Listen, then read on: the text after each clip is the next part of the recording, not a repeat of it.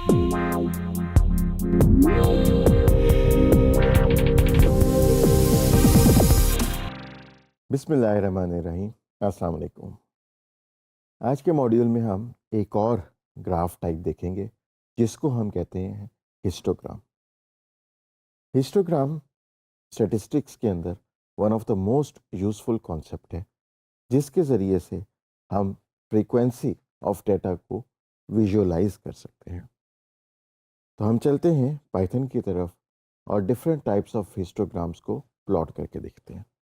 यहाँ पर हमने दो रैंडम सीक्वेंसेस ली हैं और numpy का random dot normal method use किया।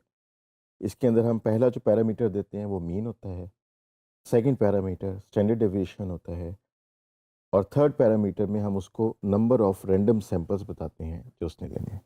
लिहाजा यहाँ पे हमारे पास जो सीक्वेंस बनेगी वो 70 मीन के आसपास 10 स्टैंडर्ड डेविएशन के अंदर 1000 रैंडम सैंपल्स उठाए। सेकेंड ग्रुप जो हम ले रहे हैं पॉइंट्स का वो 80 मीन के अराउंड विद स्टैंडर्ड डेविएशन 12 हम 1000 रैंडम पॉइंट्स उठा रहे हैं। स्टैंडर्ड डेविएशन हमने पहले देखी थी कि मीन से आपका डाटा कितनी दूर तक जाता है उसको हम स्टैंडर्ड डेविएशन कहते हैं। अब यहाँ पे हम दो हिस्टोग्राम्स बनाएंगे।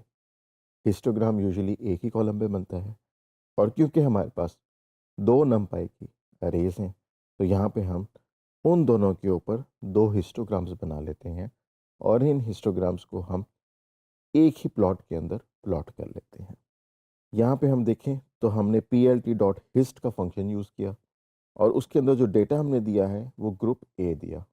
अब इसके अंदर हम क्या करेंगे कि हम 30 बिन्स बना देंगे, यानी हमारे डेटा की जितनी भी डिस्ट्रीब्यूशन है 1000 पॉइंट्स की जो कि 70 मीन के आसपास 10 स्टैंडर्ड डेविएशन के अंदर हैं, उनको 30 बिन्स के अंदर डिवाइड कर दिया जाएगा और हर बिन की फ्रीक्वेंसी को काउंट करके हिस्टोग्राम बना लिया जाएगा।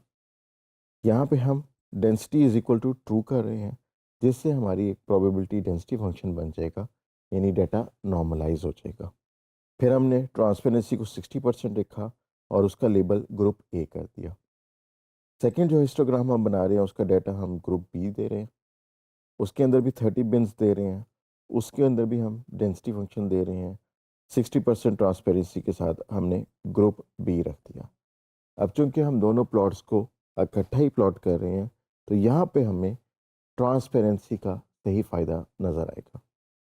हम प्लॉट के अंदर एक्स लेबल और वाई लेबल सेट कर देते हैं, टाइटल सेट कर देते हैं, लेजेंड बनाने का कह देते हैं और ग्राफ को शो कर देते हैं।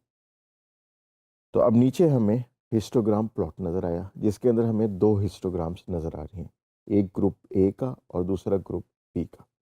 और इन दोनों को हमने क्योंकि 60% ट्रांसपेरेंसी के साथ प्लॉट किया था लिहाजा वो ओवरलैप होने के बावजूद भी हमें नज़र आ रहे हैं डिस्टिंक्टली।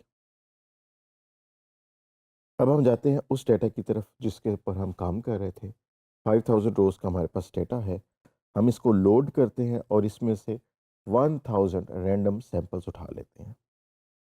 इसके बाद फिर हम हिस्टोग्राम बनाएंगे रेवेन्यू के कॉलम के ऊपर और उसके लिए हम 30 बिन्स को यूज़ करेंगे।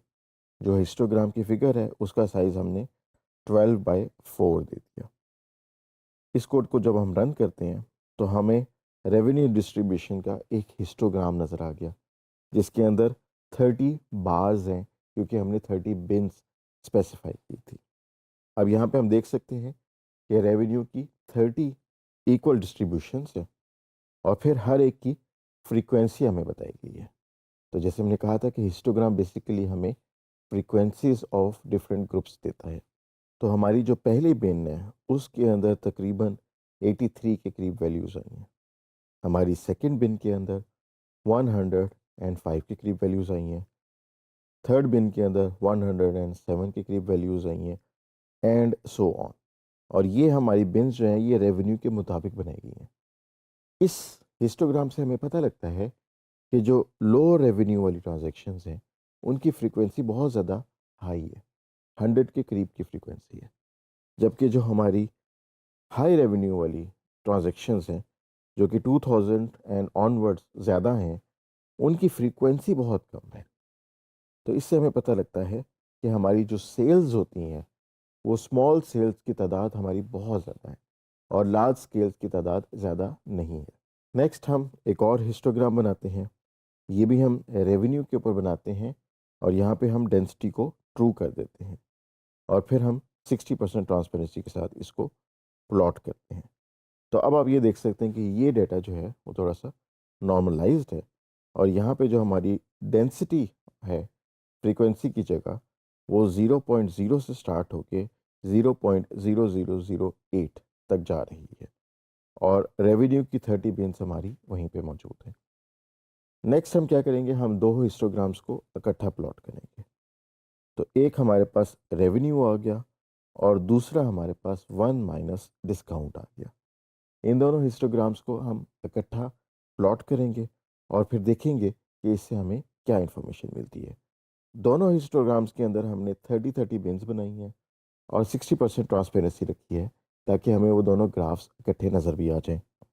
ہم اس کوڈ کو چلاتے ہیں اور اب ہم دیکھ سکتے ہیں کہ اوریجنل ریونیو جو ہے وہ اورنج کلر کی ہسٹوگرام بار سے نظر آ رہا ہے اور ڈسکاؤنٹڈ ریونیو جو ہے وہ ہمیں بلو کلر کی بار سے نظر آ رہا ہے. اور ہم یہ دیکھ سکتے ہیں کہ ڈسکاؤنٹڈ ریونیو کی ہماری فریکوینسی زیادہ ہے as compared to original revenue in the small revenue transaction, جبکہ لارج ریونیو ٹرانزیکشنس کے اندر ہماری اوریجنل ریونیو کی فریکوینسی زیادہ ہے as compared to discounted revenue. لہٰذا ہسٹوگرامس ایک بڑا افیکٹو میتھڈ ہے ٹو جج the frequency of your data اور ہم اس کو را ڈیٹا کی فارم میں یا ڈینسٹی فنکشن کی فارم میں ڈسپلے کر سکتے ہیں.